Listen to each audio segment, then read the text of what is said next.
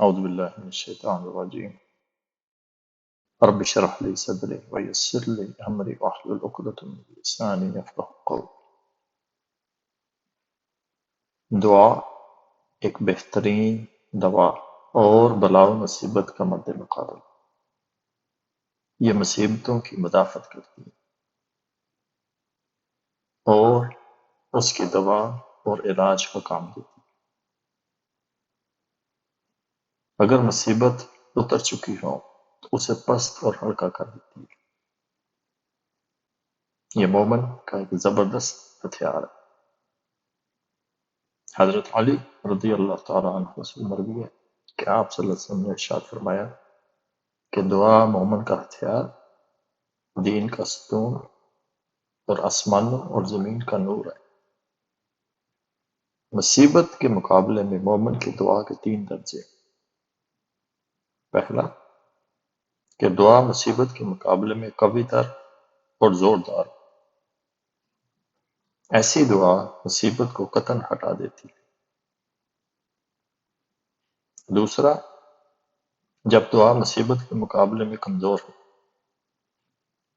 اس صورت میں مصیبت قوی ہو جاتی ہے اور بندے کو خواہ مخواہ مصیبت برداشت کرنی پڑتی ہے.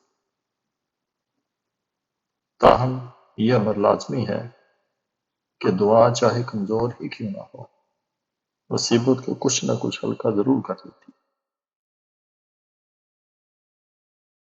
اور تیسرا درجہ یہ ہے کہ دعا اور مصیبت برابر درجے ہیں اور یہ دونوں آپس میں مقابلہ کرتے ہیں. جیسا کہ حضرت عائشہ رضی اللہ تعالیٰ عنہ سے مروی ہے کہ آپ صلی اللہ علیہ وآلہ وسلم نے فرمایا، تقدیر سے بچنا ممکن نہیں، اور دعا آئی ہوئی مصیبت میں اور جو اب تک نہیں آئی اس میں بھی نفع دیتی ہے. اور مصیبت جب اترتی ہے تو دعا اس کا مقابلہ کرتی ہے. روز قیامت تک دعا اور مصیبت آپس میں جنگ کرتی رہتی ہیں. حضرت ثوبان رضی اللہ تعالیٰ عنہ سے مروی ہے کہ آپ صلی اللہ علیہ وسلم نے ارشاد فرمایا کہ قدر کو کوئی چیز رد نہیں کر سکتی سوائے دعا کے، اور کوئی چیز عمر کو بڑھا نہیں سکتی سوائے نیکی کے، اور آدمی گناہوں کی وجہ سے رزق سے محروم ہو جاتا ہے. حضرت انس رضی اللہ تعالیٰ عنہ سے مروی ہے کہ آپ صلی اللہ علیہ وسلم نے ارشاد فرمایا، دعا کرو تو بےتابی نہ آنے دو، کیونکہ دعا کرنے کے بعد کوئی شخص ہلاک نہیں ہو سکتا.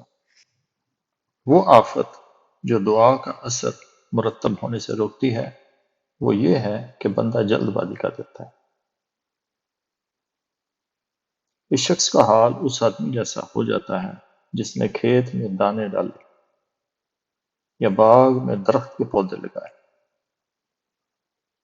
کھیتی اور درختوں کی خدمت کرتا رہا، انہیں پانی دیتا رہا، لیکن جب اس کے کمال کا وقت آیا اور پھل لگنے کا زمانہ قریب ہوا تو اس نے کھیتی اور درختوں کو چھوڑ دیا اور اس سے بالکل غافل اور بے خبر ہو. حضرت ابو ہریرہ رضی اللہ تعالیٰ سے مروی ہے کہ آپ صلی اللہ علیہ وسلم نے ارشاد فرمایا، بندے کی دعا قبول ہوتی ہے جبکہ وہ گناہ کی دعا نہ کرے اور جلد بازی نہ کرے. کسی نے عرض کیا، یا رسول اللہ، یہ جلد بازی کا کیا مطلب ہے؟ آپ صلی اللہ علیہ وسلم نے فرمایا، جلد بازی یہ ہے کہ بندہ کہنے لگتا ہے میں نے دعا کی اور بہت ہی دعا کی لیکن میری دعا قبول ہوتی نظر نہیں آتی. اس حالت کو پہنچ کر وہ مایوس ہو جاتا ہے اور دعا کرنا چھوڑ دیتا ہے. کسی بھی مقصد کے لیے جب دعا کے ساتھ حضور قلب موجود ہو تو اجابت دعا کے خاص 6 اوقات میں کوئی وقت بھی پایا جائے تو دعا ضرور قبول ہوتی ہے. اور وہ 6 اوقات یہ ہیں: رات کا آخری تہائی حصہ، اذان کے وقت، اذان اور اقامت کے درمیان کا وقت، فرض نماز کے بعد، جمعہ کے دن جب امام ممبر پر چڑھے جب تک کہ جمعہ ختم نہ ہو جائے، اور جمعہ ہی کے دن نماز عصر کے بعد کی آخری ساعت۔ ان نکات کے ساتھ ساتھ قلبی خشوع و حضور بھی ضروری ہے، اور بارگاہ رب العالمین میں انکساری، رقت قلب، دعا کرنے والے کا رخ قبلے کی طرف، اور کامل طہارت کے ساتھ اپنے دونوں ہاتھ بارگاہ الہی میں اٹھائے اور سب سے پہلے اللہ تعالیٰ کی حمد و ثنا بجائے۔ اس کے بعد آپ صلی اللہ علیہ وآلہ وسلم پر درود بھیجے اور اپنی حاجت پیش کرنے سے قبل توبہ و استغفار کرے، پھر پوری توجہ کے ساتھ اللہ تعالیٰ کی طرف متوجہ ہو اور بارگاہ الہی میں اپنا سوال پیش کرے، امید اور خوف کے ساتھ اس کی جناب میں دعا کرے۔ امید ہے کہ یہ دعا مسترد نہ ہوگی، خصوصاً جبکہ وہ دعائیں پڑھی جائیں جن کے بارے میں آپ صلی اللہ علیہ وآلہ وسلم کا ارشاد ہے کہ ان کے قبول ہونے کی امید کی جا سکتی ہے، یا وہ دعائیں پڑھی جائیں جن میں اسم اعظم موجود ہے۔ اسم اعظم والی دعاؤں میں سے ایک دعا یہ بھی ہے جو سنن اور صحیح ابن حاتم بن حبان میں حضرت انس رضی اللہ تعالیٰ عنہ سے مروی ہے کہ ایک بار وہ بارگاہ رسالت میں بیٹھے تھے، ایک آدمی نے نماز پڑھی اور نماز کے بعد اس نے یہ دعا پڑھی، اللہم انی اسألک بأن لک الحمد لا الہ الا انت المنان بدیع السماوات والارض یا ذا الجلال والاکرام یا حی یا قیوم۔ اے اللہ، اس وسیلے سے تجھ سے سوال کرتا ہوں کہ تمام تعریفیں تیرے لیے ہیں، تیرے سوا کوئی عبادت کے لائق نہیں، تو ہی بڑا احسان کرنے والا ہے، تو ہی آسمانوں اور زمین کا پیدا کرنے والا ہے، اے صاحب عزت، اے زندہ و جاوید، اے سب کو قائم رکھنے والا۔ یہ سن کر آپ صلی اللہ علیہ وسلم نے ارشاد فرمایا، یہ آدمی اللہ تعالیٰ سے اسم اعظم کے ذریعے مانگ رہا ہے، جس کے ذریعے دعا کی جاتی ہے تو وہ قبول کرتا ہے۔ جامع ترمذی میں ہے کہ حضرت ابو ہریرہ رضی اللہ تعالیٰ عنہ سے مروی ہے کہ آپ صلی اللہ علیہ وسلم کو جب کوئی اہم امر پیش آتا تو آپ اپنا سر آسمان کی طرف اٹھاتے، جب آپ دعا میں کامل مساعی فرماتے تو یا حی یا قیوم پڑھا کرتے۔ جامع ترمذی میں حضرت سعد بن ابی وقاص سے مروی ہے کہ آپ صلی اللہ علیہ وآلہ وسلم نے ارشاد فرمایا کہ حضرت یونس علیہ السلام نے مچھلی کے پیٹ میں جو دعا کی تھی وہ یہ ہے کہ لا الہ الا انت سبحانک انی کنت من الظالمین۔ جس مسلمان نے کسی بھی بات کے لیے اس دعا کو پڑھا، اللہ تعالیٰ نے اس کی دعا قبول فرمائی۔ اسی صحیح میں مروی ہے کہ آپ صلی اللہ علیہ وسلم نے فرمایا، کیا میں تمہیں اسم اعظم میں بتلاؤں؟ پوچھا، کیوں نہیں یا رسول اللہ؟ فرمایا، اسم اعظم حضرت یونس علیہ السلام کی دعا ہے۔ کسی نے پوچھا، یا رسول اللہ کہ کیا یہ دعا حضرت یونس کے لیے خاص تھی؟ آپ صلی اللہ علیہ وسلم نے جواب دیا، کیا تم نے اللہ تعالیٰ کا یہ ارشاد نہیں سنا کہ ہم نے یونس علیہ السلام کی دعا قبول کی اور اسے ہم نے غم سے نجات دی، اور ہم ایمان لانے والوں کو ایسے ہی نجات دیتے رہیں گے۔ بس جو مسلمان اپنی بیماری میں یہ آیت 40 مرتبہ پڑھے گا، اگر وہ اس بیماری میں مر گیا تو اسے شہید کا اجر دیا جائے گا، اور اگر شفا یاب ہو گیا تو اسے سارے گناہ بخش دیے جائیں گے۔ بعض لوگوں کی دعا بعض اوقات بہت جلد قبول ہو جاتی ہے کیونکہ وہ سخت ضرورت مند ہوتے ہیں، اور وہ ضرورت ان کے اندر اضطرابی کیفیت پیدا کر دیتی ہے، اور وہ کامل اضطراب کے ساتھ اللہ تعالیٰ کی جناب میں متوجہ ہو جاتے ہیں، یا یہ کہ دعا کرنے سے بیشتر دعا کرنے والے سے کوئی بڑی نیکی وجود میں آ چکی ہوتی ہے۔ یہ دراصل اس کی نیکی کا صلہ ہوتا ہے، یا دعا کسی ایسے وقت میں کی گئی ہوتی ہے کہ وہ دعا کی قبولیت کا یا اسی قسم کا کوئی اور سبب موجود ہوتا ہے جس کی وجہ سے اس کی دعا بہت جلد قبول ہو جاتی ہے۔ یہ دیکھ کر بعض لوگ یہ گمان کرنے لگتے ہیں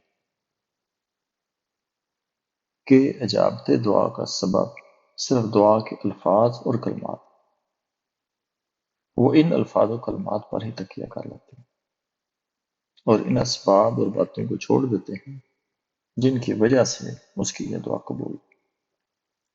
اور بہت سے لوگ اس غلط فہمی کا شکار ہوتے ہیں کہ کوئی شخص اپنی اضطرابی کیفیت کے ساتھ کسی قبر پر پہنچتا ہے اور وہاں پہنچ کر بارگاہ الہی میں انتہائی درد کے ساتھ دعا کرتا ہے، روتا ہے اور گڑ گڑا۔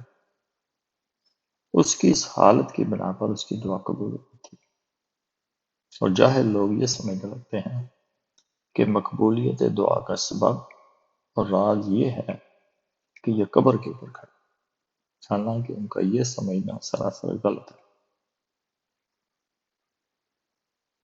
مقبولیت دعا کا سبب اور اس کا راز اس کا عجز و انکسار ہے۔ اگر یہی باتیں اس سے کسی مسجد میں سرزد ہوتی تو زیادہ بہتر تھا، اور اللہ تعالیٰ کے نزدیک یہ بات پسندیدہ تر ہو۔ یہاں پر یہ مشہور سوال پیدا ہوتا ہے کہ جس امر کے لیے دعا کی جاتی ہے اگر وہ مقدر ہو چکا ہے تو بندہ دعا کرے یا نہ کرے۔ اس کی کئی شکلیں۔ اس مغالطے کو ایک گروہ نے صحیح سمجھا اور دعا کو بالکل چھوڑ دیا۔ اس بنا پر یہ گروہ اس امر کا قائل ہو گیا کہ سوال، دعا، التجا سے کوئی فائدہ حاصل نہیں ہو سکتا، اور یہ اس کی انتہائی جہالت اور گمراہی ہے۔ اس مسلک کے قائل سے کہا جائے کہ اگر سیری اور سیرابی تیرے لیے مقدر ہو چکی ہے اور وہ ہو کر رہے گی، چاہے تو کھائے یا نہ کھائے، پانی پیے یا نہ پیے، اور مقدر نہیں تو ہرگز سیری اور سیرابی حاصل نہ ہوگی۔